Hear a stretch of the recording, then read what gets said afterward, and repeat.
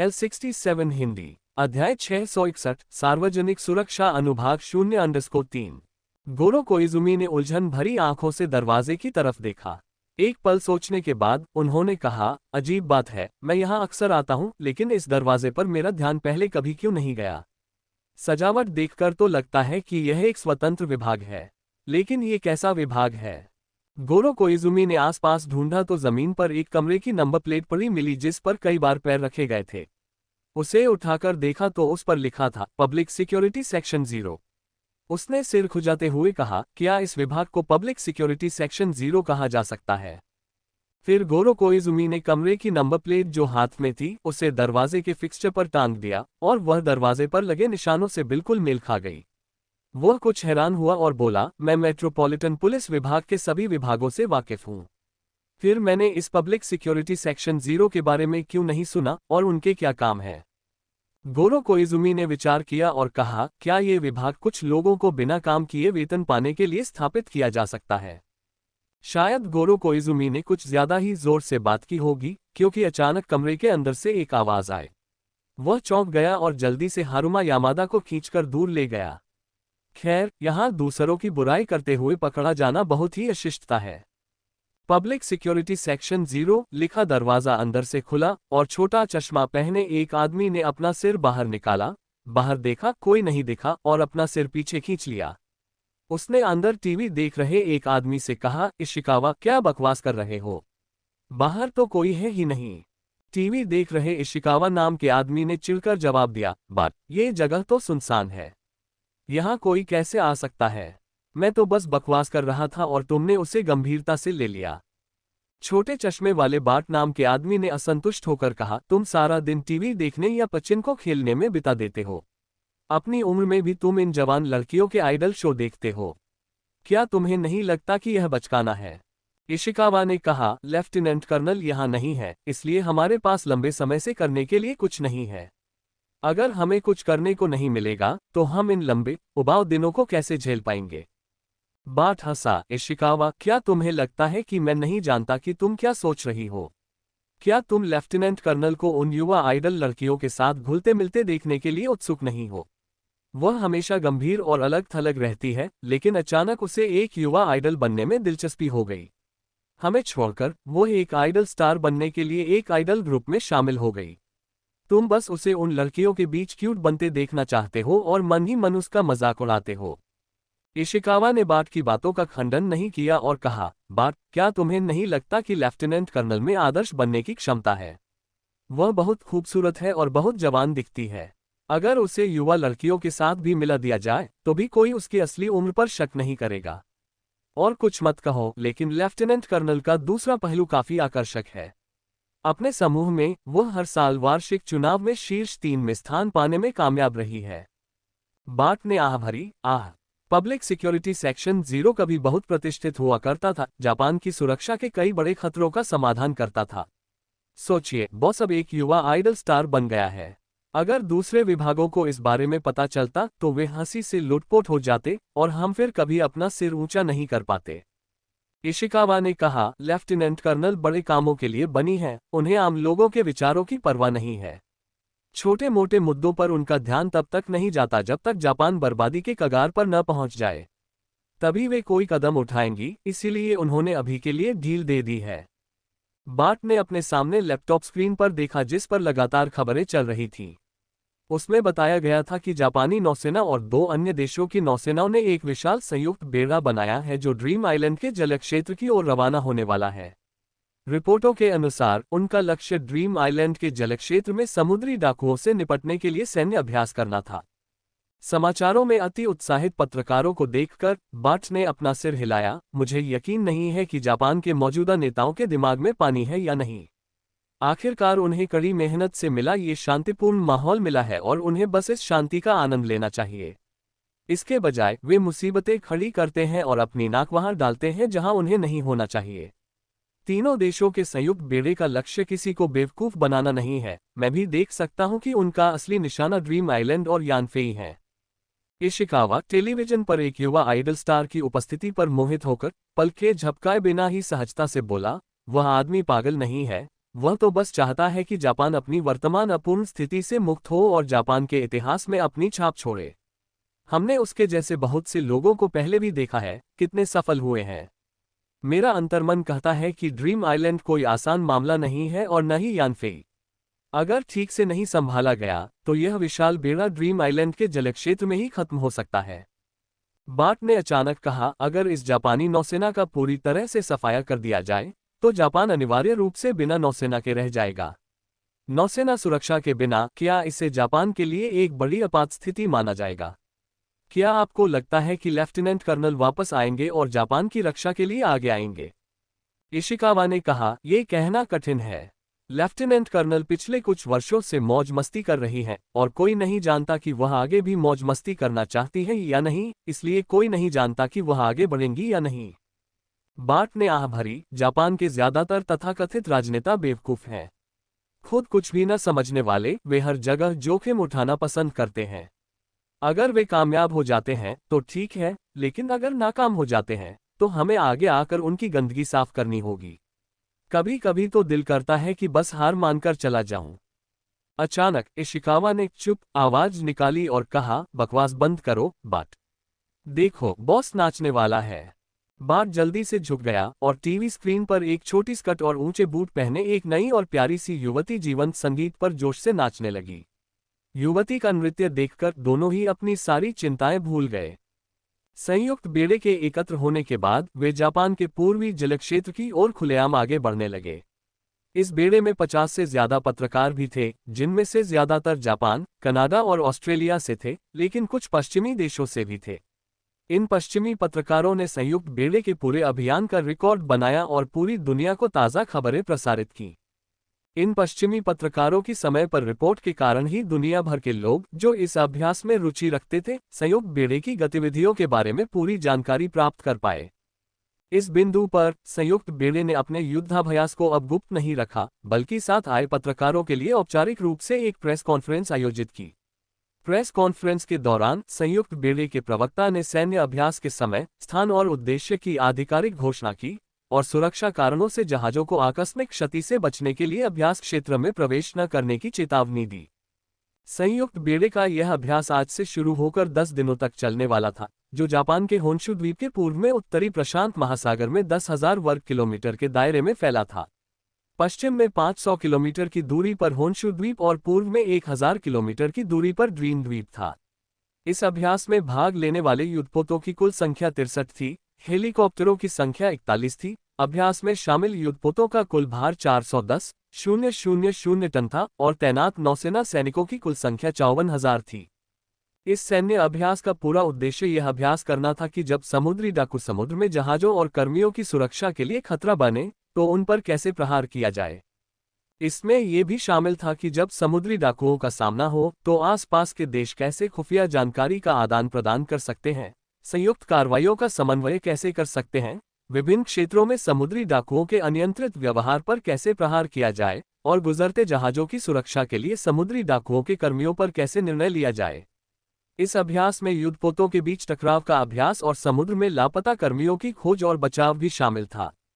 यान फेई ने टीवी पर यूनाइटेड फ्लीट की पूरी प्रेस कॉन्फ्रेंस देखी। उसे पता था कि यूनाइटेड फ्लीट ड्रीम आइलैंड पर कार्रवाई करने वाला है। समुद्री डाकुओं के खिलाफ तथाकथित हमला यूनाइटेड फ्लीट के अगले कदम के लिए एक बहाना मात्र था।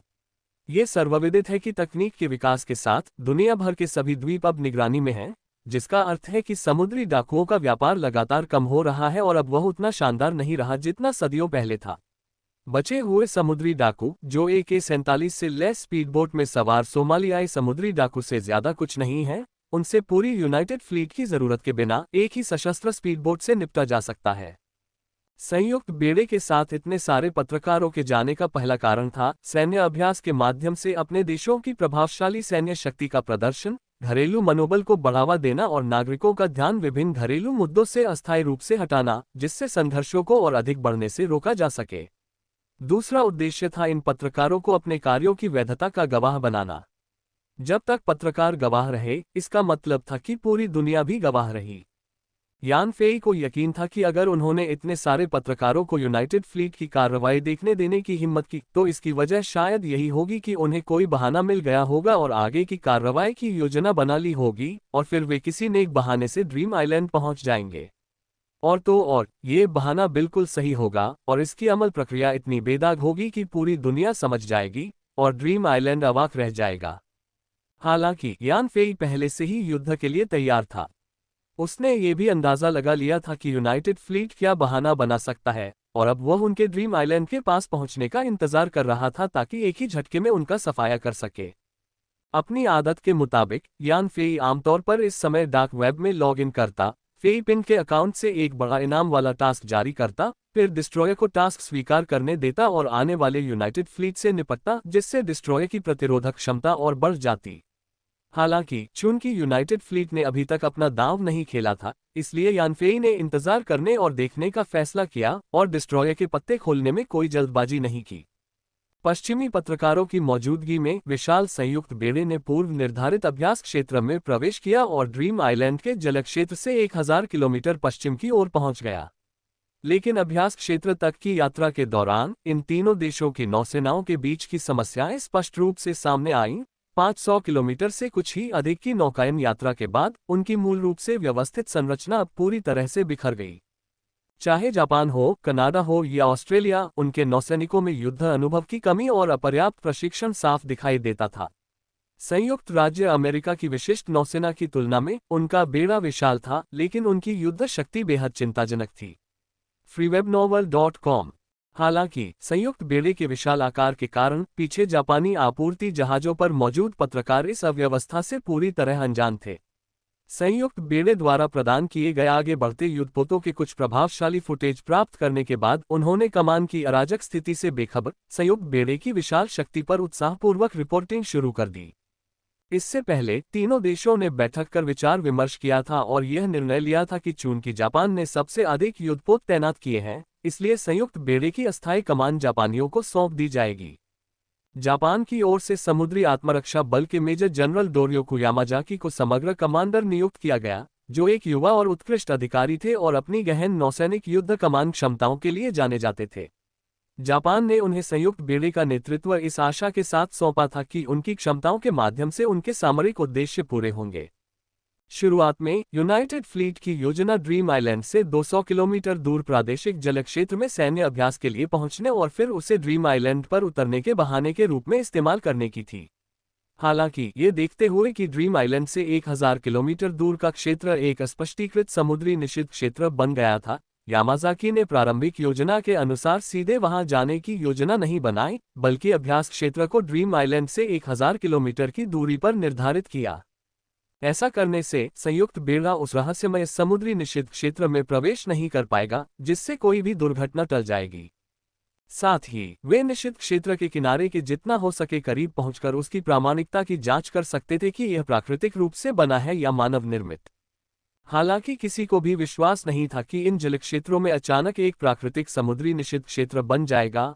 फिर भी सुरक्षा की दृष्टि से यामाजाकी ने वास्तविक दुर्घटनाओं से बचने के लिए कार्ययोजना में बदलाव करने के लिए सभी को मनाने का हर संभव प्रयास किया। आखिरकार ये जापानी नौसेना की मुख्य शक्ति थी और अगर इसे पूरी तरह से नष्ट कर दिया जाता तो जापानी नौसेना पूरी तरह से बर्बाद हो जाती और फिर कभी उठ नहीं पाती। यूनाइटेड फ्लीट ड्रीम आइलैंड से 1000 किलोमीटर दूर प्रादेशिक जलक्षेत्र में रुका और अगले 2 घंटों में इस विशाल बेड़े ने आखिरकार अपनी संरचना को व्यवस्थित कर लिया। फिर पत्रकारों के सामने इसने कुछ साधारण सैन्य अभ्यास और नकली युद्ध किए। पत्रकारों की नज़र में ये नौसैनिक अभ्यास शानदार और जोरदार था। हर जगह हेलीकॉप्टर उड़ रहे थे, हर जगह टॉर्पीडो और मिसाइलें दागी जा रही थीं, हर तरफ विमान रोधी मिसाइलें रुकी हुई थीं और हर जगह विस्फोटक धमाके हो रहे थे। यह असाधारण रूप से जीवंत लग रहा था।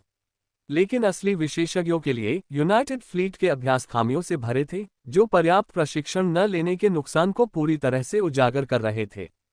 इन तीनों देशों की नौसेनाएं भी हर साल विभिन्न संयुक्त सैन्य अभ्यासों में भाग लेती हैं, लेकिन वे हमेशा अमेरिका के पीछे पीछे चलती हैं और अभ्यास के दौरान अमेरिका से आदेश लेती हैं। अब अमेरिकी सेना के आदेश के बिना और स्वयं कमान संभालने में सक्षम न होने के कारण वे अनिश्चित लग रहे थे कि क्या करें। इसलिए हथियारों के ताबड़तोड़ प्रक्षेपण के बावजूद वास्तविक कमजोरियां हर जगह मौजूद थीं। समुद्र की सतह के ऊपर बेड़े के युद्धपोत ड्रीम आइलैंड से 1000 किलोमीटर दूर के प्रादेशिक जलक्षेत्र में प्रवेश नहीं कर पाए, इसलिए उन्हें कोई आश्चर्य नहीं हुआ। हालांकि समुद्र के नीचे जापानी पनडुब्बियां अपना रास्ता बनाने लगीं और एक सोरू श्रेणी की पनडुब्बी समुद्री निषिद्ध क्षेत्र की सीमा पार करके ड्रीम आइलैंड से 1000 किलोमीटर के भीतर के क्षेत्र में प्रवेश कर गई। सोरू श्रेणी की यह पनडुब्बी जब पहली बार निषिद्ध क्षेत्र में दाखिल हुई तो किसी दुर्घटना के डर से सतर्क थी। लेकिन जैसे जैसे समय बीतता गया और कोई दुर्घटना नहीं हुई, इसने अचानक पूरी गति पकड़ ली। 2 घंटे बाद सोरू श्रेणी की यह पनडुब्बी बिना किसी समस्या के निषिद्ध क्षेत्र में 60 किलोमीटर की यात्रा कर चुकी थी। इस सोरू श्रेणी की पनडुब्बी द्वारा भेजी गई सुरक्षा जानकारी प्राप्त करने के बाद लगभग सभी ने राहत की सांस ली। सोरू श्रेणी की पनडुब्बी ने अपनी कार्रवाई से यह साबित कर दिया था कि तथाकथित समुद्री निषिद्ध क्षेत्र अस्तित्व में नहीं है, या कम से कम समुद्र के नीचे से उसमें प्रवेश करना सुरक्षित है। शायद ये समुद्री निषिद्ध क्षेत्र किसी उपद्रवी का काम था, जिसने विशाल संयुक्त बेड़े की खोज के बाद दोबारा कोई हरकत करने की हिम्मत नहीं की, जिससे सोरू श्रेणी की पनडुब्बी बिना किसी नुकसान के गुजर गई। इस घटनाक्रम के साथ संयुक्त बेड़ा समुद्र के नीचे से समुद्री निषिद्ध क्षेत्र की सीमा पार कर ड्रीम आइलैंड के करीब पहुंच सका। कुछ हिचकिचाहट के बाद यामाज़ाकी ने पनडुब्बी इकाइयों को समुद्री निषिद्ध क्षेत्र में प्रवेश करने का आदेश दिया। इस प्रकार संयुक्त बेड़े की पनडुब्बियां सतही संरचना से अलग होकर ड्रीम आइलैंड की ओर बढ़ने लगीं। हालांकि समुद्र के नीचे कोई समस्या नहीं पाई गई, फिर भी सतही बेड़े ने कोई जोखिम नहीं उठाया और अपने सतही जहाजों को समुद्री निषिद्ध क्षेत्र में प्रवेश नहीं करने दिया। अंधेरा होने के बाद जापान का एक ओसुमी श्रेणी का लैंडिंग जहाज चुपचाप फॉर्मेशन से निकलकर पूर्व की ओर चल पड़ा। संयुक्त बेड़े से काफी दूर पहुंचते ही ओसुमी श्रेणी के लैंडिंग जहाज के दरवाजे खुल गए और 2 जर्जर दिखने वाले छोटे युद्धपोत बाहर निकल आए। ये दोनों जहाज पुराने लग रहे थे और उन पर समुद्री डकैती का प्रतीक समुद्री डाकू के झंडे लहरा रहे थे। दोनों समुद्री डाकुओं के जहाजों को छोड़ने के बाद ओसुमी श्रेणी के लैंडिंग जहाज ने अपने दरवाजे बंद कर दिए और अपनी मूल संरचना में ऐसे लौट आया मानो कुछ हुआ ही न हो। जैसे ही ये दोनों समुद्री डाकू जहाज खुले समुद्र में उतरे और अपनी दिशा पहचानी, वे पूर्व की ओर बढ़ने लगे, समुद्री निषिद्ध क्षेत्र की सीमा पार करते हुए ड्रीम आइलैंड से 1000 किलोमीटर दूर पानी में पहुंच गए। सामान्य परिस्थितियों में ड्रीम आइलैंड के अपने जहाजों को छोड़कर इस क्षेत्र में प्रवेश करने वाले अन्य जहाजों को कई अजीब समस्याओं का सामना करना पड़ता है और अंततः उन्हें वापस लौटने पर मजबूर होना पड़ता है। हालांकि समुद्री डाकुओं के झंडे वाले ये 2 जहाज समुद्री निषिद्ध क्षेत्र में प्रवेश कर गए और बिना किसी समस्या के आसानी से और बिना किसी बाधा के ड्रीम आइलैंड की ओर बढ़ गए। दरअसल ड्रीम आइलैंड पर यान फेई ने पहले ही इन 2 छोटे समुद्री डाकुओं के झंडे वाले युद्धपोतों का पता लगा लिया था, साथ ही समुद्र के नीचे से ड्रीम आइलैंड की ओर बढ़ रही सभी पनडुब्बियों का भी, जो उसकी निगरानी में थीं। लेकिन इस बार उसने कोई कार्रवाई न करने का फैसला किया और ड्रीम आइलैंड से 1000 किलोमीटर की दूरी पर संयुक्त बेड़े को नहीं रोका। ड्रीम आइलैंड के ऊपर श्वेत धुंध के गायब होने से द्वीप की सारी परिस्थितियां दुनिया के सामने उजागर हो गईं और ड्रीम आइलैंड की सतह पर बचे खुचे रहस्य भी मिट गए। यान फेई ने दूसरे देशों के युद्धपोतों और हवाई जहाजों को ड्रीम आइलैंड के पास आने और उसकी असली स्थिति की जासूसी करने से रोकने के लिए समुद्री निषिद्ध क्षेत्र बनाया था। अब जब ड्रीम आइलैंड की सच्चाई उजागर हो गई थी, तो स्वाभाविक रूप से समुद्री निषिद्ध क्षेत्र बनाए रखने की कोई जरूरत नहीं थी। इसलिए इस समय यान फेई द्वारा जहाजों और हवाई जहाजों को ड्रीम आइलैंड की ओर बढ़ने से रोकना अब ज्यादा महत्वपूर्ण नहीं था। ये जानना जरूरी था कि संयुक्त बेड़ा बहुत बड़ा था और सिर्फ ड्रोन पर निर्भर रहकर उन्हें रोकना अब काफी नहीं था। इसके अलावा ड्रीम आइलैंड के बाहर 1000 किलोमीटर की दूरी बहुत ज्यादा थी, जिससे यान फेई समय पर समुद्री निषिद्ध क्षेत्र में प्रवेश करने वाले जहाजों को रोक नहीं पा रहा था। भले ही यान फेई उन्हें समुद्री निषिद्ध क्षेत्र से बाहर रखने के लिए अपनी पूरी ताकत लगा दे, लेकिन जब संयुक्त बेड़े को पता चला कि वे आगे नहीं बढ़ सकते, तो वे अपनी सेनाओं को चारों तरफ से तितर बितर करके प्रादेशिक जल में घुस जाएंगे। इतने विशाल क्षेत्र में यान फेई उन्हें रोक नहीं पाएगा। चूंकि उन्हें पूरी तरह से रोकना नामुमकिन था, इसलिए यान फेई ने उन्हें अंदर आने दिया। संयुक्त बेड़ा स्वप्न द्वीप के जितना करीब पहुंचता गया, दूरी कम होने के कारण यान फेई के लिए हमला करना उतना ही आसान होता गया। इसलिए यान फेई की योजना संयुक्त बेड़े को 1000 किलोमीटर की प्रादेशिक जल सीमा में आने देने की थी और फिर अपने ड्रोन अवतारों का इस्तेमाल युद्ध के लिए विशेष रूप से निर्मित कृत्रिम वेलों के साथ मिलकर एक ही बार में सब कुछ पकड़ने के लिए करना था। हालांकि यानक्यू ने super high energy battery pack की भंडारण क्षमता में उल्लेखनीय सुधार किया था, फिर भी वह लिथियम बैटरियों की डिजाइन संबंधी खामियों को दूर नहीं कर पाए।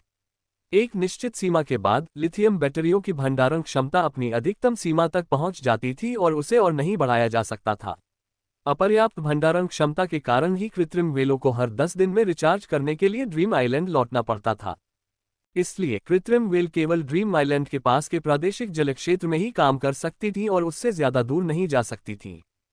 इससे कृत्रिम वेल की आक्रमण सीमा भी अप्रत्यक्ष रूप से सीमित हो गई, जिससे 1000 किलोमीटर से आगे के लक्ष्यों का अनुमान लगाना असंभव हो गया। हालांकि ड्रीम आइलैंड का निकटवर्ती प्रादेशिक जल क्षेत्र कृत्रिम वेल की परिचालन सीमा के भीतर आता था, जहां वे अपनी अपार युद्ध शक्ति का प्रदर्शन कर सकती थीं। इसलिए यानफी संयुक्त बेड़े को आने देने के बारे में सोच रही थी, क्योंकि इससे उन्हें खत्म करना आसान होगा। ये पता चलने के बाद कि समुद्री डाकू जहाजों का वेश धारण किए हुए 2 छोटे युद्धपोत बिना किसी समस्या के निषिद्ध क्षेत्र में सुरक्षित रूप से प्रवेश कर गए हैं, यामाजाकी ने अनिच्छा से पुष्टि की कि समुद्री निषिद्ध क्षेत्र वास्तव में गायब हो गया था। अब ड्रीम आइलैंड के 1000 किलोमीटर के भीतर के प्रादेशिक जल में समुद्र तल और समुद्र की सतह दोनों से प्रवेश करना सुरक्षित था।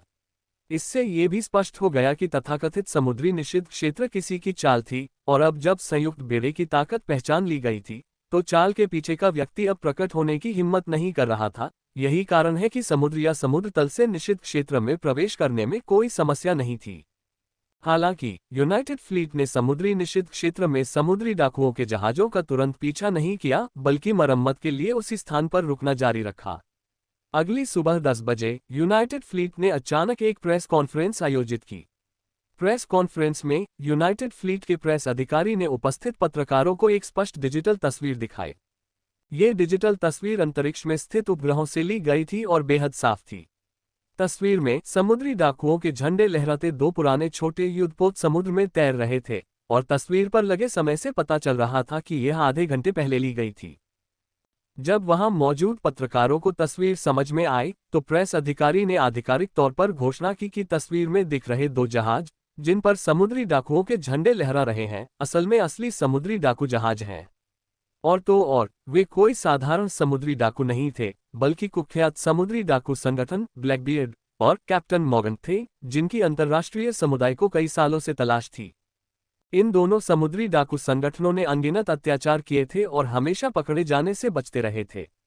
किसी को नहीं पता था कि उनका ठिकाना कहाँ है, और यह अप्रत्याशित था कि यह उस समुद्री क्षेत्र के पास होगा जहां संयुक्त बेड़ा सैन्य युद्धाभ्यास कर रहा था। संयुक्त बेड़े के युद्धाभ्यास का पता चलने के कारण ही इन दोनों कुख्यात समुद्री डाकू संगठनों को खतरे का आभास हुआ और वे तुरंत अपने ठिकाने से भाग गए।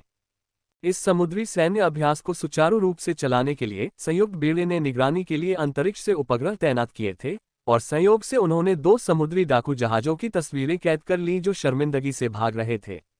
इन समुद्री डाकू जहाजों पर सवार 2 कुख्यात समुद्री डाकू संगठन ड्रीम आइलैंड के जलक्षेत्र से 600 किलोमीटर दूर के क्षेत्र में पहले ही प्रवेश कर चुके थे, जिससे ड्रीम आइलैंड की सुरक्षा को गंभीर खतरा पैदा हो गया था।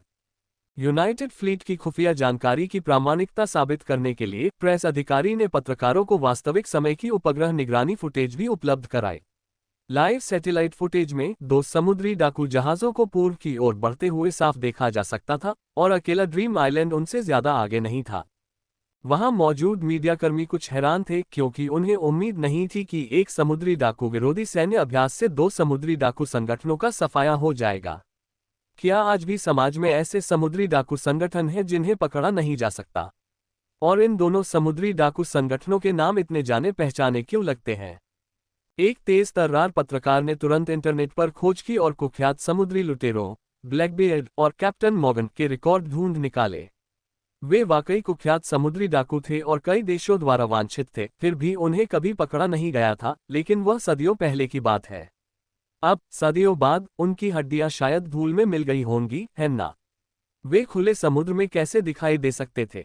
तो भागते हुए दोनों समुद्री डाकू जहाज निश्चित रूप से सदियों पुराने समुद्री डाकू संगठनों के नहीं थे, तो वे कौन थे? एक बेहद घटिया बहाना बनाने के बाद यूनाइटेड फ्लीट के कमांडर यामाजाकी मंच पर आए। उन्होंने पत्रकारों की असामान्य निगाहों को नजरअंदाज किया और औपचारिक रूप से घोषणा की कि इन 2 दुष्ट समुद्री डाकू संगठनों को पकड़ने के लिए यूनाइटेड फ्लीट ने सैन्य अभ्यास तुरंत रोककर पूर्व की ओर प्रादेशिक जल की ओर बढ़ने का फैसला किया है ताकि जहाज पर सवार समुद्री डाकुओं का पीछा करके उन्हें सजा दी जा सके। जिन मित्रों ने अन्य वेबसाइटों के माध्यम से इस पुस्तक को पढ़ा है, यदि संभव हो तो कृपया लेखक का समर्थन करने के लिए स्टार्टिंग पॉइंट पर आएं, चाहे वह पसंदीदा अनुशंसा, सदस्यता या लेखक के लेखन प्रयासों के लिए किसी भी प्रकार के प्रोत्साहन के माध्यम से हो। धन्यवाद। ये पता चलने पर कि यूनाइटेड फ्लीट सैकड़ों साल पहले से वांछित दो समुद्री डाकू संगठनों का पीछा करने की आड़ में ड्रीम आइलैंड के जलक्षेत्र में घुस आया है, प्रेस कॉन्फ्रेंस में मौजूद सभी पत्रकार दंग रह गए। क्या यूनाइटेड फ्लीट उन्हें मूर्ख समझ रहा था या दर्शक, या फिर वे ड्रीम आइलैंड और यान फेई की पूरी तरह से अनदेखी कर रहे थे और मुसीबत खड़ी करने के लिए इतने घटिया बहाने का इस्तेमाल करने की हिम्मत कर रहे थे? हालांकि इन पत्रकारों को उनके पहुंचने से पहले ही सूचित कर दिया गया था और वे यूनाइटेड फ्लीट के असली इरादों से वाकिफ थे, साथ ही घटना की रिपोर्टिंग करते समय उन्हें क्या रुख अपनाना चाहिए ये भी जानते थे। इसलिए इस घटिया बहाने का पता चलने के बाद भी उन्होंने अनजान होने का नाटक किया और इन दोनों समुद्री डाकू संगठनों के बारे में ऐसे रिपोर्टिंग की मानो वे सक्रिय रूप से समुद्री लुटेरों का पीछा कर रहे हों। जैसे ही यूनाइटेड फ्लीट कमांडर यामाज़ाकी ने अपने आदेश दिए, यूनाइटेड फ्लीट ने अपना रुख बदलना शुरू कर दिया और ड्रीम आइलैंड से 1000 किलोमीटर दूर आधिकारिक तौर पर प्रादेशिक जल में प्रवेश कर गया। हालांकि समुद्री निषिद्ध क्षेत्र में प्रवेश करते ही यामाज़ाकी ने भी अत्यधिक सावधानी बरती, क्योंकि उन्हें हर तरह की अप्रत्याशित घटनाओं का डर था। लेकिन जैसे ही यूनाइटेड फ्लीट बिना किसी दुर्घटना के ड्रीम आइलैंड के 900 किलोमीटर के दायरे में पहुंची, सभी ने राहत की सांस ली। तभी उन्हें इस बात की पुष्टि हुई कि तथाकथित समुद्री निषिद्ध क्षेत्र वास्तव में सिर्फ एक अफवाह थी। अगर ऐसा नहीं भी था तो भी यह मानव निर्मित था, और अब जब उन्होंने यूनाइटेड फ्लीट का विशाल आकार देख लिया था तो उन्होंने कोई चालबाजी करने की हिम्मत नहीं की। यान फेई अब यान क्यू की भूमिगत प्रयोगशाला में था और विभिन्न माध्यमों से संयुक्त बेड़े की गतिविधियों पर कड़ी नजर रख रहा था। हालांकि चूंकि प्रेस कॉन्फ्रेंस की विषय वस्तु अभी तक प्रकाशित नहीं हुई थी, इसलिए यान फेई संयुक्त बेड़े की योजनाओं से अस्थायी रूप से अनभिज्ञ था और इसलिए उसने कोई प्रतिक्रिया नहीं दी। फिर भी उसने देखा कि पिछली रात समुद्री निषिद्ध क्षेत्र में प्रवेश करने वाले दो नकली समुद्री डाकू जहाज तेजी से आगे बढ़ रहे थे और अब ड्रीम आइलैंड से 600 किलोमीटर से भी कम दूरी पर थे। समुद्र की सतह के नीचे संयुक्त बेड़े का पनडुब्बी बेड़ा भी तेजी से ड्रीम आइलैंड की ओर बढ़ रहा था। संयुक्त बेड़े के प्रत्येक युद्धपोत की तकनीकी क्षमता बहुत अधिक थी और उनकी गति अविश्वसनीय रूप से तेज थी। लेकिन जब वे एक इकाई में एकत्रित हुए तो उनकी आगे बढ़ने की गति आश्चर्यजनक रूप से धीमी थी। आखिरकार उनके पास एक बड़े बेड़े को संचालित करने का अनुभव नहीं था और आगे बढ़ने के दौरान प्रशिक्षण संबंधी कमियां भी थीं, जिससे बेड़े की समग्र गति बाधित हुई। हालांकि उनकी प्रगति धीमी थी, संयुक्त बेड़ा लगातार ड्रीम आइलैंड के करीब पहुंच रहा था। अगली सुबह 10 बजे तक संयुक्त बेड़ा ड्रीम आइलैंड से 400 किलोमीटर दूर प्रादेशिक जल क्षेत्र में प्रवेश कर चुका था। इस समय सामने समुद्री डाकू के रूप में कार्यरत छोटा युद्धपोत ड्रीम आइलैंड से केवल 200 किलोमीटर दूर था, जबकि समुद्र की सतह के नीचे पनडुब्बी बेड़ा केवल 300 किलोमीटर दूर था। freewebnovel.com। ड्रीम आइलैंड के बाहरी तट के आसपास ड्रीम ट्रांसपोर्टेशन कंपनी के कई बड़े परिवहन जहाज चीन से लाई गई विभिन्न सामग्रियों से लदे हुए मंडरा रहे थे। आसन्न युद्ध के कारण ड्रीम आइलैंड में अलर्ट जारी कर दिया गया था, सभी कर्मियों के बाहर जाने पर प्रतिबंध लगा दिया गया था और ड्रीम आइलैंड के सभी गोदी बंद कर दिए गए थे। परिणामस्वरूप सामग्री ले जाने वाले ये परिवहन जहाज केवल अस्थायी रूप से खुले समुद्र में ही मंडरा सकते थे, गोदी तक पहुंचने में असमर्थ थे। इन विशाल परिवहन जहाजों के पीछे 2000 टन से ज्यादा वजन वाली एक छोटी नाव चल रही थी जो बिल्कुल साधारण लग रही थी, बिल्कुल किसी जर्जर मछली पकड़ने वाले जहाज जैसी। यह मछली पकड़ने वाली नाव समुद्री निषिद्ध क्षेत्र के किनारों पर घूम रही थी और जब ड्रीम आइलैंड के परिवहन जहाज निषिद्ध क्षेत्र में दाखिल हुए तो ये बिना किसी असामान्यता का सामना किए उसी रास्ते से तेजी से उनका पीछा करने लगी। इसके बाद ये नाव परिवहन जहाजों का ड्रीम आइलैंड के प्रादेशिक जलक्षेत्र तक पीछा करती रही, लेकिन फैंटेसी आइलैंड डॉक बंद होने के कारण ये केवल परिवहन जहाजों के साथ ही खुले समुद्र में ही चल सकती थी। परिवहन जहाजों पर सवार लोगों को बस इस बात की चिंता थी कि वे ड्रीम आइलैंड पर कब पहुंच पाएंगे। उन्हें अपने पीछे चल रही जर्जर मछली पकड़ने वाली नाव का बिल्कुल भी अंदाजा नहीं था। उन्हें पता ही नहीं था कि इस जंग लगी साधारण मछली पकड़ने वाली नाव के अंदर अत्याधुनिक इलेक्ट्रॉनिक उपकरण थे। दरअसल ये यूनाइटेड फ्लीट का एक विशेष इलेक्ट्रॉनिक युद्धक जहाज था। इसका उद्देश्य ड्रीम आइलैंड तक गुप्त रूप से पहुंचना, फिर ड्रीम आइलैंड पर तरह तरह के इंटरनेट हमले और इलेक्ट्रॉनिक युद्ध शुरू करना और इकट्ठा किए गए डेटा को उसके पीछे मौजूद यूनाइटेड फ्लीट तक पहुंचाना था। हालांकि संयुक्त बेड़े को लगा कि ड्रीम आइलैंड और यान फेई में प्रतिरोध करने की क्षमता शायद कम है, फिर भी पूरी तरह से आश्वस्त होने के लिए उन्होंने युद्ध नियमावली के अनुसार दुश्मन पर विद्युत चुंबकीय दमन और इंटरनेट हमलों की पूरी श्रृंखला शुरू करने के लिए अपना विशेष इलेक्ट्रॉनिक युद्धपोत भेजा था। ड्रीम आइलैंड के करीब पहुंचने के लिए इस विशेष इलेक्ट्रॉनिक युद्धपोत को पहले ही रवाना कर दिया गया था और यह समुद्री निषिद्ध क्षेत्र के ठीक बाहर तब तक घात लगाए बैठा रहा जब तक कि उसे ड्रीम आइलैंड के परिवहन जहाजों के पीछे चलने और ड्रीम आइलैंड तक सफलतापूर्वक पहुंचने का अवसर नहीं मिल गया। हालांकि बाद में जो हुआ उससे ये साबित हो गया कि विशेष इलेक्ट्रॉनिक युद्धक जहाज की सतर्कता पूरी तरह से अनावश्यक थी। वह सीधे समुद्री निषिद्ध क्षेत्र में जा सकता था और ड्रीम आइलैंड तक पहुंच सकता था, बिना अपनी हरकतों को छिपाने के लिए इतनी दूर तक जाने की जरूरत के। freewebnovel.com। यह विशेष इलेक्ट्रॉनिक युद्धक जहाज उन्नत संसूचन उपकरणों से सुसज्जित था, इसलिए ये ड्रीम आइलैंड पर होने वाली हर गतिविधि को बारीकी से देख सकता था। इस जहाज और अंतरिक्ष से उपग्रह टोही की सहायता से यूनाइटेड फ्लीट ड्रीम आइलैंड को अच्छी तरह जानता था। जैसे ही यूनाइटेड फ्लीट ने आधिकारिक तौर पर समुद्री निषिद्ध क्षेत्र में प्रवेश किया, ड्रीम आइलैंड सतर्क हो गया। सभी कर्मियों को अपने कमरों में वापस जाने का आदेश दिया गया और किसी को भी इधर उधर घूमने की इजाजत नहीं थी। इसके अलावा कोई और कार्रवाई नहीं हुई। सशस्त्र कर्मियों की कोई गतिविधि दिखाई नहीं दे रही थी, न ही हथियारबंद उपकरणों का कोई निशान। ऐसा लग रहा था जैसे ड्रीम आइलैंड ने अपनी किस्मत को स्वीकार कर लिया हो और चुपचाप यूनाइटेड फ्लीट के आने का इंतजार कर रहा हो। ड्रीम आइलैंड की स्थिति का पता चलने के बाद यूनाइटेड फ्लीट के यामाजाकी ने आखिरकार राहत की सांस ली। चाहे कुछ भी हो, जब तक ड्रीम आइलैंड पर बड़ी संख्या में सशस्त्र सैनिक और शक्तिशाली हथियार न हो, तब तक सबसे शक्तिशाली व्यक्ति भी यूनाइटेड फ्लीट को ड्रीम आइलैंड पर उतरने से नहीं रोक पाएगा। इस प्रकार इस बार उनका अभियान लगभग निश्चित रूप से सुचारू रूप से चलेगा और इसमें कोई उतार चढ़ाव की उम्मीद नहीं थी। freewebnovel.com। जैसे ही संयुक्त बेड़ा पूर्व की ओर बढ़ता रहा और ड्रीम आइलैंड से 300 किलोमीटर दूर प्रादेशिक जलक्षेत्र में प्रवेश किया, एक आश्चर्यजनक घटना घटी। दो छोटे युद्धपोत जो समुद्री डाकुओं के जहाज होने का नाटक कर रहे थे, अचानक संपर्क टूट गया। ऐसा लगा जैसे पल भर में दोनों छोटे युद्धपोत बिना किसी निशान के गायब हो गए। न तो युद्धपोतों पर लगे खोजी राडार और न ही अंतरिक्ष में स्थित टोही उपग्रह उनका कोई सुराग ढूंढ पाए। सतर्क यामाजाकी को तुरंत ही मुसीबत की बू आ गई। दो छोटे युद्धपोतों का बिना किसी कारण के गायब हो जाना नामुमकिन था, उन पर जरूर हमला हुआ होगा। साफ नजर आने वाले दुश्मन से डरना नहीं चाहिए। असल में डराने वाला तो छिपा हुआ दुश्मन होता है, क्योंकि आप उसके बारे में कुछ नहीं जानते। यही सबसे भयावह पहलू है। इसलिए यामाजाकी ने जल्दी से संयुक्त बेड़े को आगे बढ़ना बंद करने और किसी भी क्षण युद्ध के लिए तैयार रहने का आदेश दिया। उसे छाया में छिपे दुश्मन को ढूंढकर उसका सफाया करना था, अन्यथा संयुक्त बेड़ा चाहे कितना भी शक्तिशाली क्यों न हो, उन्हें यही भारी नुकसान हो सकता था। इसके अलावा वे ड्रीम आइलैंड से केवल 300 किलोमीटर की दूरी पर थे, जो कि बेहद नजदीक था। अगर ड्रीम आइलैंड से कोई अप्रत्याशित हलचल हुई और उन पर हमला हुआ, तो उनकी वर्तमान स्थिति बेहद खतरनाक हो सकती थी। इन्हीं चिंताओं के चलते संयुक्त बेड़े ने तुरंत अपनी प्रगति रोक दी। उन्होंने अपने सभी खोजी उपकरण सक्रिय कर दिए और संभावित हमलों से खुद को बचाने की तैयारी शुरू कर दी। हालांकि समुद्र की सतह के नीचे मौजूद पनडुब्बी बेड़े रुके नहीं, बल्कि ड्रीम आइलैंड की ओर बढ़ते रहे। ये पता चलने के बाद कि ड्रीम आइलैंड के आसपास का समुद्री निषिद्ध क्षेत्र अप्रभावी हो गया है, यूनाइटेड फ्लीट ने अनुमान लगाया कि हवाई क्षेत्र के प्रतिबंध भी गायब हो गए होंगे, हालांकि इसकी पुष्टि अभी तक नहीं हुई थी।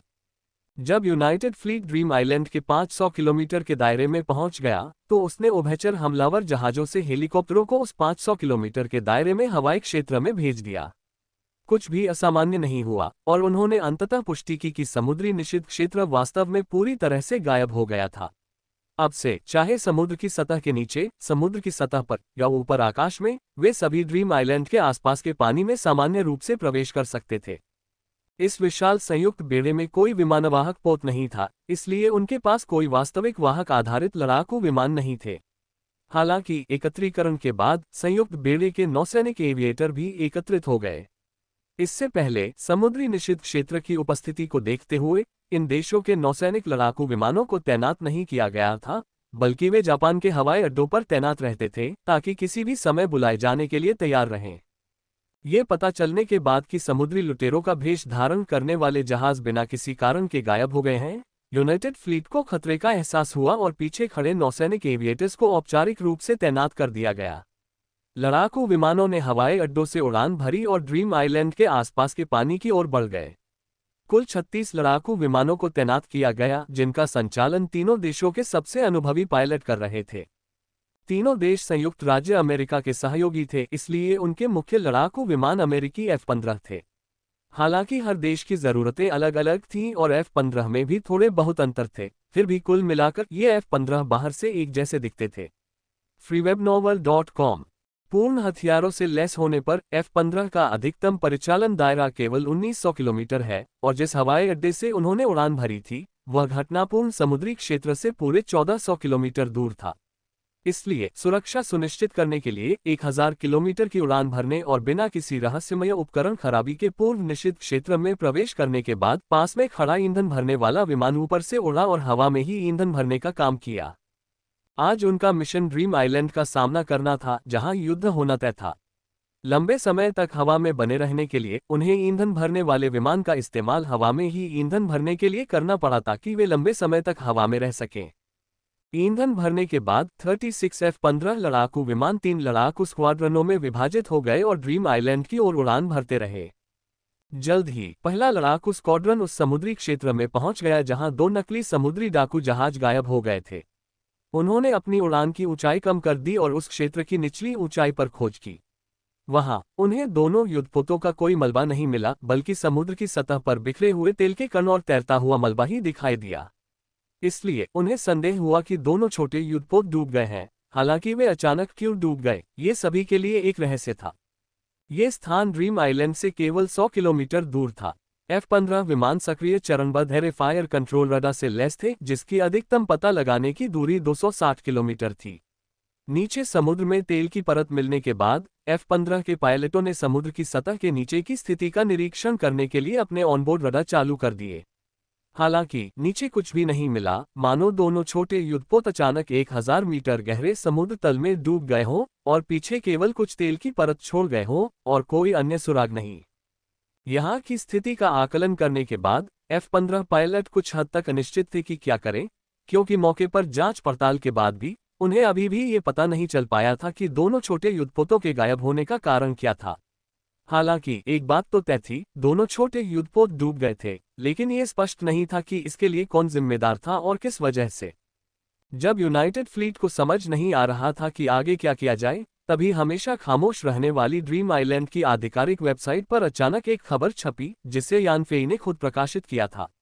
खबर का सार बहुत ही सरल था, बस एक वाक्य: ड्रीम आइलैंड के जलक्षेत्र में अंतर्राष्ट्रीय समुदाय द्वारा वांछित एक समुद्री डाकू संगठन देखा गया है। ये समुद्री डाकू बेहद क्रूर हैं और हम न्याय की भावना रखने वाले सभी देशों से ड्रीम आइलैंड के जलक्षेत्र में समुद्री डाकुओं का सफाया करने के लिए युद्धपोत भेजने का आह्वान करते हैं।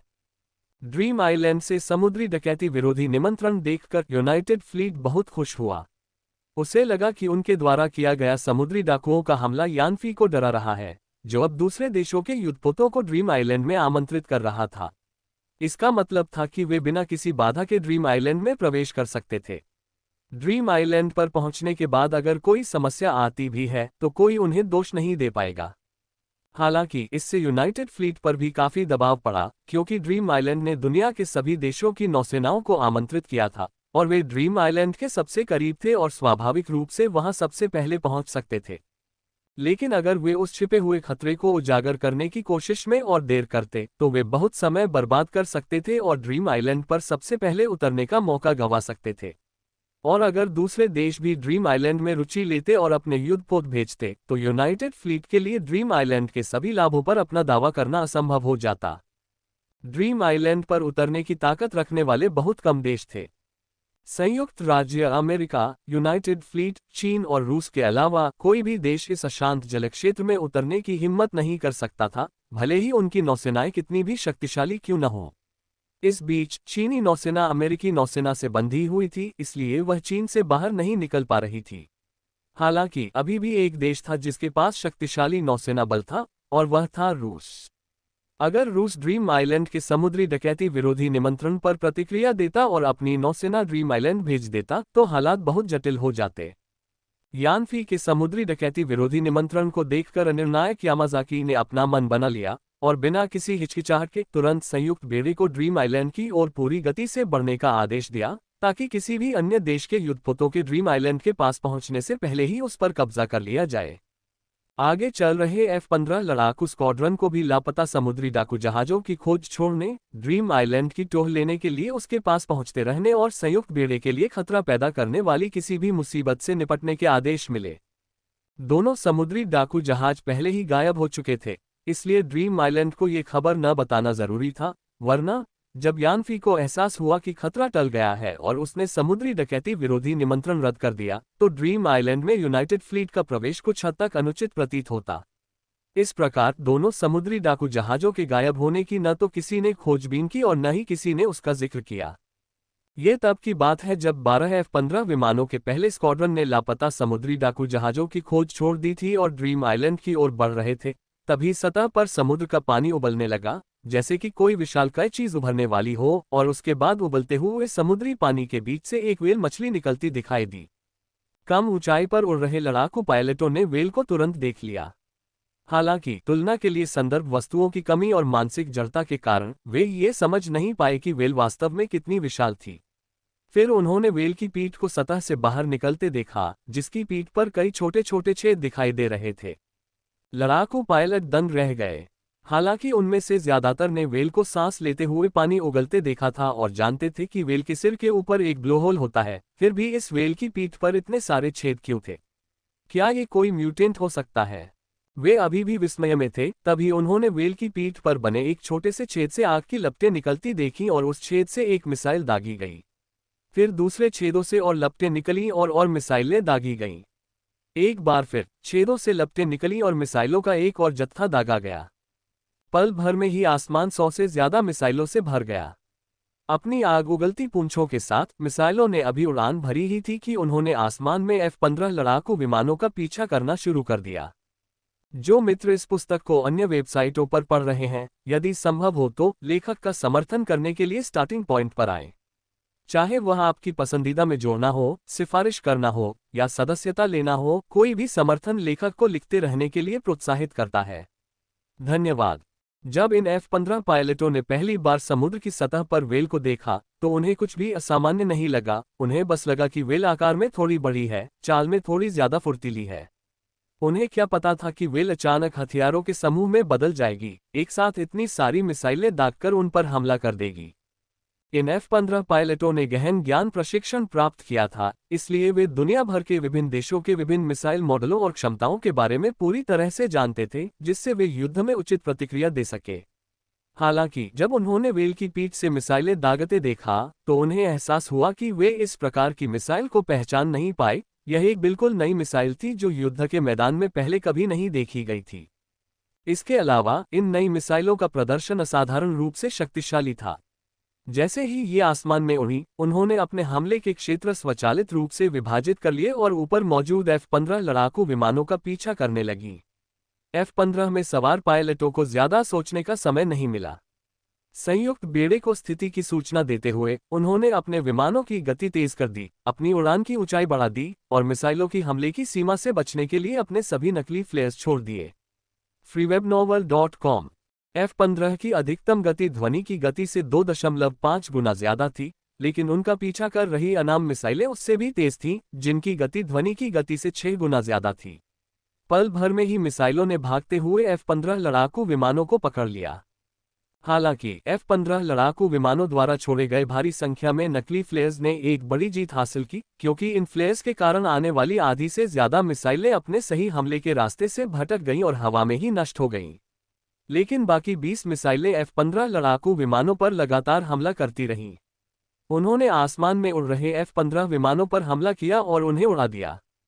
इन F-15 विमानों को उड़ाने वाले सभी पायलट अपने अपने देशों के उच्च स्तरीय पायलट थे। नौसेना के विपरीत वे अच्छी तरह प्रशिक्षित और अनुभवी थे और सैद्धांतिक रूप से उन्हें मिसाइलों द्वारा इतनी आसानी से गिराया नहीं जाना चाहिए था। लेकिन 2 अप्रत्याशित कारणों से उनका शीघ्र ही सफाया हो गया। पहला, अविश्वसनीय रूप से यथार्थवादी व्हेल। उन्होंने कभी नहीं सोचा था कि व्हेल उन पर हमला करेगी, इसलिए उनकी सोच में कुछ आत्मसंतुष्टि थी, जिससे व्हेल इष्टतम आक्रमण सीमा के भीतर आ गई। दूसरा अप्रत्याशित कारक ये था कि आने वाली मिसाइलों को पहचानते ही उन्हें अचानक पता चला कि उनके अपने विमान में गंभीर समस्याएं आ रही हैं। उनके विमान के रडार, जीपीएस, संचार उपकरण पूरी तरह से विफल हो गए, जिससे वे नकली फ्लेयर्स और हथियार छोड़ने के अलावा कुछ भी करने में असमर्थ हो गए। इन दो अप्रत्याशित कारकों के एक साथ घटित होने के कारण ही सभी 12 F-15 लड़ाकू विमानों को तुरंत मार गिराया गया। इन पायलटों में से कुछ को युद्ध का बहुत व्यापक अनुभव था। जब उन्हें अपने लड़ाकू विमानों की प्रणाली में खराबी का एहसास हुआ और वे आने वाली मिसाइलों को हिला नहीं पाए, तो उन्होंने तुरंत विमान से बाहर निकलकर पैराशूट से उतरने का फैसला किया। अन्य पायलटों को, जिन्हें वास्तविक युद्ध का इतना अनुभव नहीं था, तुरंत विमान से बाहर नहीं निकले। इसके बजाय उन्होंने मिसाइल हमलों से बचने के लिए अपने लड़ाकू विमानों को उड़ाने की कोशिश की और पीछे से आ रहे संयुक्त बेड़े से बचाव की गुहार लगाई। अंततः वे संयुक्त बेड़े से संपर्क नहीं कर पाए और अपने विमान के साथ ही मारे गए। जिस क्षण व्हेल ने मिसाइलें दागीं, आकाश में मौजूद 12 F-15 लड़ाकू विमानों को उस अज्ञात प्रकार की मिसाइलों से पूरी तरह नष्ट होने में केवल 30 सेकंड लगे। वे पूरा समय भागने की कोशिश में लगे रहे, नकली फ्लेयर्स छोड़ने के अलावा उनके पास मिसाइलों से जवाबी हमला करने का भी समय नहीं था। जलता हुआ विमान का मलबा समुद्र में गिर गया, जबकि आकाश में 4 साफ सुथरे पैराशूट दिखाई दिए, जो उन पायलटों के थे जिन्होंने बाहर निकलने का फैसला किया था। उनकी सही कार्रवाई ने फिलहाल उन्हें मौत से बचा लिया था। अत्यधिक ऊंचाई से लड़ाकू विमान के मलबे को समुद्र की सतह के नीचे डूबते हुए देखकर इन पायलटों के दिल में सिहरन दौड़ गई, क्योंकि उन्हें पता था कि यदि उन्होंने समय रहते अपने विमान को नहीं छोड़ा होता, तो वे भी मलबे के साथ समुद्र में डूब गए होते। हालांकि उन्हें जल्दी ही एहसास हुआ कि वे अभी भी खतरे में हैं और बचाव की उम्मीद में अपने संचारकों का इस्तेमाल करके अपने पीछे मौजूद यूनाइटेड फ्लीट से संपर्क करने लगे। लेकिन निराशाजनक रूप से उनके संचारक पूरी तरह से खराब हो गए थे और उन्हें कोई संकेत नहीं मिल रहा था। अपने विमान के रडार, जीपीएस और संचार उपकरणों की पिछली पूरी तरह से विफलता को याद करके उनके दिल बैठ गए। तभी उन्हें याद आया कि वे समुद्री निषिद्ध क्षेत्र नामक एक हवाई क्षेत्र में प्रवेश कर चुके थे, जहां पहले प्रवेश करने वाले सभी विमानों के रडार, जीपीएस और संचार उपकरण पूरी तरह से फेल हो गए थे। हालांकि उन विमानों ने तुरंत ही अपनी दिशा बदल ली थी, इसलिए उन्हें मार गिराया नहीं जा सका। लेकिन इतनी लंबी दूरी तक उड़ान भरने के बाद उनका क्या होगा? जो लोग हमलों की पहली लहर में बाल बाल बच गए थे, वे दहशत में थे, लेकिन उनके नीचे व्हेल की पीठ पर बने छोटे छोटे छेद अचानक गायब हो गए और उनकी जगह और भी छोटे छेद आ गए। पायलटों को सहज ही लगा कि कुछ गड़बड़ है और उन्होंने उन छेदों में नीली रोशनी टिमटिमाती देखी और ऐसा लगा जैसे उनमें से कोई उड़कर बाहर आ गया हो। फिर उनकी दृष्टि धुंधली हो गई और वे हमेशा के लिए बेहोश हो गए। पता चला कि व्हेल के अंदर मौजूद विद्युत चुंबकीय तोप ने फायरिंग शुरू कर दी थी।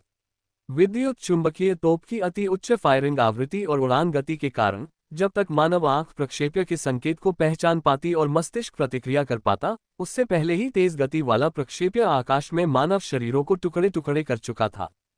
न 4 पायलटों ने विमान से कूदकर पैराशूट से छलांग लगाई थी। उन्हें लगा कि वे अपनी जान बचाकर भाग गए हैं। उन्हें लगा कि ज्यादा से ज्यादा दुश्मन उन्हें पकड़ लेगा और अंततः उनकी अपनी सरकार उन्हें छुड़ाकर वापस ले लेगी। कम से कम उन्हें लगा कि उनकी जान को कोई खतरा नहीं है। आखिरकार यह एक सभ्य समाज था जहां वायुसेना की मुठभेड़ों में भी गिरे हुए दुश्मन पायलटों को गोली मारकर मार डालना दुर्लभ था। फिर भी उन्हें ये देखकर हैरानी हुई कि दुश्मन पूरी तरह से विनाश करने की नीयत से आया था और अपनी युद्ध शक्ति खो देने के बाद भी उन्हें असहाय छोड़कर मौत से बच नहीं पा रहा था।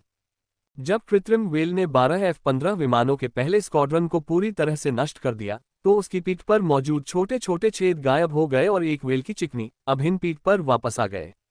फिर कृत्रिम व्हेल तेजी से गोता लगाते हुए समुद्र की गहराई में विलीन हो गई। जब व्हेल ने F-15 लड़ाकू स्क्वाड्रन को नष्ट कर दिया, तो पीछे चल रहे संयुक्त बेड़े को इस घटना का कोई आभास नहीं हुआ और उन्होंने ड्रीम आइलैंड की ओर तेजी से आगे बढ़ना जारी रखा, क्योंकि उन्हें डर था कि कहीं वे रूसी नौसेना से पीछे न छूट जाएं, जिसे पास में ही कार्यरत उनके उपग्रहों ने देख लिया था। रूसी नौसैनिक युद्धपोत, जो मूल रूप से संयुक्त बेड़े के सैन्य अभ्यास का निरीक्षण करने के लिए मौजूद था, अब समीकरण में एक परिवर्तनशील कारक बन गया था। ये संभव था कि रूस ड्रीम आइलैंड के समुद्री डाकुओं के सफाई के आह्वान पर प्रतिक्रिया दे और इस तरह संयुक्त बेड़े से पहले ड्रीम आइलैंड पर उतर जाए, जिससे उनकी योजनाएं जटिल हो जाएं। इसलिए समय के विरुद्ध दौड़ में रूसी युद्धपोत को हराने के लिए संयुक्त बेड़े ने 12 F-15 लड़ाकू विमानों की सुरक्षा की अनदेखी की, जो एक शक्तिशाली स्क्वाड्रन था जिसे सामान्य परिस्थितियों में किसी भी परेशानी का सामना करने की संभावना नहीं थी। इस प्रकार यूनाइटेड फ्लीट की लापरवाही और अन्य कारकों के कारण 12 F-15 विमानों के विनाश पर बेड़े में किसी का ध्यान नहीं गया। जबकि संयुक्त बेड़ा ड्रीम आइलैंड की ओर बढ़ रहा था, जिससे उनके युद्धपोतों के गठन में अराजकता फैल गई, यान फेई समुद्र तल पर तेजी से तैर रहे कृत्रिम व्हेल को नियंत्रित करने पर ध्यान केंद्रित कर रहा था। यान क्यू के औपचारिक समावेश और मन नियंत्रण उपकरण के उनके पूर्ण उपयोग के बाद से स्वप्न द्वीप की तकनीक ने अभूतपूर्व प्रगति और सफलताएं प्राप्त की हैं। कुछ क्षेत्रों को छोड़कर अब ये दुनिया में अग्रणी है। हालांकि इसके बावजूद यान क्यू के लिए संचार में कोई क्रांतिकारी सफलता नहीं मिली थी। इसलिए यानफी द्वारा एक दुर्जेय कृत्रिम व्हेल के निर्माण के बावजूद उसे दूर से उपकरणों से नियंत्रित करने में अभी भी देरी हो रही थी। समुद्री जल के हस्तक्षेप और विद्युत चुंबकीय तरंगों के अवशोषण के साथ ड्रीम आइलैंड के लिए युद्ध की स्थितियों में कृत्रिम व्हेल को स्वतंत्र रूप से नियंत्रित करना एक संघर्ष था। युद्ध के समय 0.1 सेकंड की भी देरी युद्ध के परिणाम को पूरी तरह से बदल सकती थी। कृत्रिम व्हेल पर यानफेई का वर्तमान नियंत्रण क्वांटम रडार के साथ मिलकर सहायक मस्तिष्क पर निर्भर था। उन्होंने सबसे पहले क्वांटम रडार के निर्देशित प्रसारण के माध्यम से कृत्रिम व्हेल का पता लगाया, फिर सहायक मस्तिष्क का उपयोग करके कृत्रिम व्हेल के नियंत्रण तंत्र को वास्तविक समय में नियंत्रित किया। इस दृष्टिकोण ने संचार विलंब और नियंत्रण सीमा की समस्याओं को पूरी तरह से हल कर दिया, जिससे यानफेई कृत्रिम व्हेल को वास्तविक समय में नियंत्रित कर सके और युद्ध के लिए उसका उपयोग कर सके। यानफेई उन दो छोटे युद्धपोतों पर नजर रख रहा था जो एक समुद्री डाकू संगठन का हिस्सा होने का दिखावा कर रहे थे, जब तक कि वे ड्रीम आइलैंड से 100 समुद्री मील दूर उस क्षेत्र में प्रवेश नहीं कर गए। वह स्थान कृत्रिम व्हेल के लिए सर्वोत्तम युद्ध स्थिति थी, जहां वह अपनी अधिकतम मारक क्षमता का इस्तेमाल कर सकती थी। इसलिए जैसे ही दोनों छोटे युद्धपोत 100 समुद्री मील के क्षेत्र में दाखिल हुए, विशाल कृत्रिम व्हेल पानी से बाहर कूद पड़ी और अपने विशाल शरीर से पीछे चल रहे समुद्री डाकू जहाज को समुद्र में धकेल दिया। कृत्रिम व्हेल बहुत बड़ी थी और नीचे की ओर पड़ने वाला एक छोटा सा बल ही नकली समुद्री डाकू जहाज को डुबोने के लिए काफी था। कृत्रिम व्हेल ने जहाज को लगातार गहराई में धकेला और उसे गहरे समुद्र में धकेल दिया। समुद्री डाकू जहाज से एक भी व्यक्ति बच नहीं पाया, न ही जहाज पर मौजूद कोई भी सामान गहरे समुद्र तल के दबाव के कारण सतह पर आ पाया। कृत्रिम व्हेल की गतिविधियां अविश्वसनीय रूप से तेज थीं और उसे समुद्री डाकू जहाज से पूरी तरह निपटने में बस 1 मिनट लगा, फिर वह फिर से पानी की सतह पर आ गई। तब तक आगे चल रहे समुद्री डाकू जहाज को एहसास हो गया था कि कुछ गड़बड़ है, लेकिन इससे पहले कि वह कुछ कर पाता, कृत्रिम व्हेल ने एक और जबरदस्त प्रहार किया, जिससे वह समुद्री डाकू जहाज भी गहरे समुद्र में जा गिरा। कृत्रिम व्हेल के हमले आश्चर्यजनक और तेज थे, यही वजह है कि वह इतने कम समय में 2 समुद्री डाकू जहाजों को नष्ट करने में सक्षम रही। इस घटना की अचानकता ने समुद्री डाकू जहाजों के चालक दल को अपने हमले के बारे में कोई भी सूचना भेजने का कोई मौका नहीं दिया। वे समुद्र में डूब गए, सतह पर तेल की कुछ परत के अलावा लगभग कोई निशान नहीं छोड़ा, जिससे वहां पहुंची F-15 लड़ाकू स्क्वाड्रन को ये समझ नहीं आया कि असल में क्या हुआ था। कृत्रिम व्हेल के हमले के दौरान समुद्र के उस हिस्से के ठीक ऊपर एक बड़ा बादल बन गया, जिससे अंतरिक्ष में स्थित टोही उपग्रह नीचे की घटनाओं से अनभिज्ञ हो गया। बादल छंटने के बाद समुद्री डाकू जहाज समुद्र के उस हिस्से से बिना किसी निशान के गायब हो गए। 2 छद्म समुद्री डाकू युद्धपोतों को नष्ट करने के बाद कृत्रिम व्हेल वहां से नहीं गई, बल्कि समुद्र के नीचे छिप गई, अगले हमले के मौके की प्रतीक्षा में। समुद्री डाकू जहाजों के वेश में छिपे युद्धपोतों के गायब होने के बाद संयुक्त बेड़े को खतरे का एहसास हुआ और उन्होंने अपनी अग्रिम कार्रवाई रोक दी और रक्षात्मक तैयारी की उच्चतम अवस्था में पहुंच गए। संयुक्त बेड़े की रक्षात्मक स्थिति को देखते हुए, जहां उनके वायु रक्षा हथियारों की पूरी व्यवस्था सक्रिय थी, एक ड्रोन के लिए भी उन्हें मार गिराना मुश्किल हो सकता था। इसलिए यानफेई को उन्हें नष्ट करने के लिए और अधिक प्रयास करने पड़े।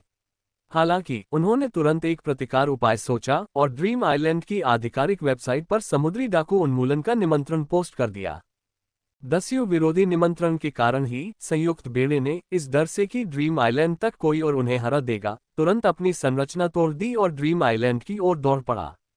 उनकी उन्मत्त दौड़ ने मूल रूप से निर्बाध रक्षात्मक संरचना को पूरी तरह से अस्त व्यस्त कर दिया, जिसमें कई खामियां थीं, जिससे यानफी ने उन्हें आसानी से खत्म कर दिया। समुद्र की सतह के नीचे कृत्रिम व्हेल ऊपर F-15 लड़ाकू दल पर कड़ी नजर रख रही थी। वह हमला करने के मौके की तलाश में थी। जैसे ही F-15 लड़ाकू दल उस क्षेत्र से निकलने ही वाला था, बादलों का एक बड़ा समूह फिर से ऊपर से गुजरा, जिससे उपग्रह निगरानी बाधित हो गई। इससे कृत्रिम व्हेल एक बार फिर सतह पर आ गई और अपने विशिष्ट हथियार का इस्तेमाल करते हुए उसने एक ही झटके में F-15 लड़ाकू स्क्वाड्रन को खत्म कर दिया। अपनी पहली ही मुठभेड़ में आर्टिफिशियल व्हेल ने अद्भुत शक्ति का प्रदर्शन किया और बिना किसी प्रयास के 12 F-15 लड़ाकू विमानों को नष्ट कर दिया। ड्रीम आइलैंड पर यूनाइटेड फ्लीट की घेराबंदी का सामना करने के लिए यानफेई में यही आत्मविश्वास था। हालांकि जब यानफेई कृत्रिम व्हेल को नियंत्रित कर रहा था, तो उसने ड्रोन को नियंत्रित करने की तुलना में एक बड़ा अंतर देखा। तकनीकी अंतर अस्थायी रूप से असंभव था। कृत्रिम व्हेल की तकनीक यानफेई के ड्रोन अवतारों से कहीं कमतर थी, इसलिए यानफेई कृत्रिम व्हेल को उतनी स्वतंत्रता से नियंत्रित नहीं कर पा रहा था जितना वह ड्रोन को नियंत्रित कर सकता था। इस प्रक्रिया के दौरान संचालन में अस्पष्टीकृत देरी या त्रुटि संकेत मिलते थे और इससे दागी जाने वाली मिसाइलें ड्रोन से दागी जाने वाली उन्नत मिसाइलों जितनी उन्नत नहीं थीं। कृत्रिम व्हेल द्वारा इस्तेमाल की जाने वाली विमान रोधी मिसाइलें यांग क्यूई की नवीनतम तकनीकी चमत्कार थीं, जिनके विभिन्न डेटा पृथ्वी पर मौजूद सबसे उन्नत विमान रोधी मिसाइलों से भी बेहतर थे। हालांकि उनमें एक खामी थी, उन्हें क्वांटम रडार द्वारा निर्देशित नहीं किया जा सकता था। कृत्रिम व्हेल द्वारा एक साथ बड़ी संख्या में मिसाइलें दागे जाने के बावजूद उनकी मारक क्षमता बहुत अधिक नहीं थी।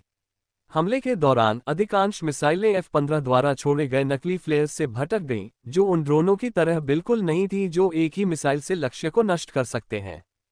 इसने अप्रत्यक्ष रूप से संयुक्त राज्य अमेरिका के F-15 विमानों की शक्ति को उजागर किया।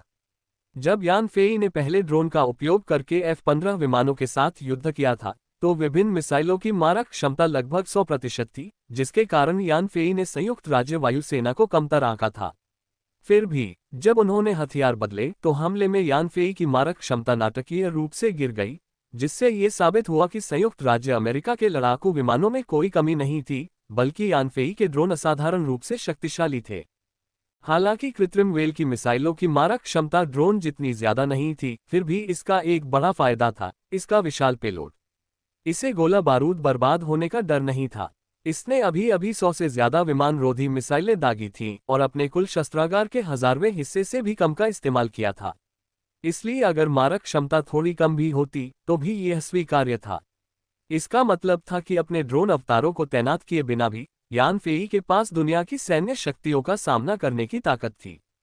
चूंकि कृत्रिम व्हेल अभी भी ड्रीम आइलैंड का तुरुप का पत्ता थी, इसलिए गोपनीयता की खातिर यानफेई कृत्रिम व्हेल को देखने वाले किसी भी व्यक्ति को जाने नहीं दे सकता था।